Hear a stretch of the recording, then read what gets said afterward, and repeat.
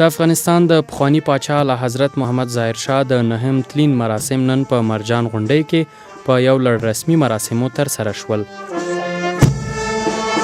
جمهور رئیس غني په دې اړه جوړ شویو مراسمو ته په لیږلي پیغام کې پخوانی پاچا محمد ظاهر شاه د خیر او برکت سمبول بللی او ویلي چې تاریخ به کله هم د ملت بابا هیر نه کړي. په همدې حال کې د افغانستان اجرایي رئیس عبدالله عبدالله چې په دې مراسمو کې ګډون کړی وویل چې پخوانی پاچا محمد ظاهر شاه تل د هیواد د خوشحالۍ او آبادۍ په فکر کې و.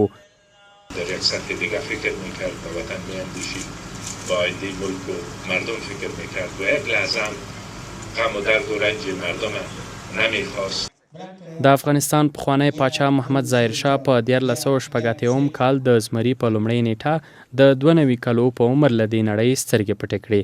محمد ظاهر د پلار تر مرګ وروسته په 19 کلنۍ کې واک ته ورسېد. د 4 لسیزو لپاره د هیواد د واکمن په توګه پاتې شو او 3 لسیزې په جلا وطنۍ کې د ایټالیا په روم کې تېرې کړې.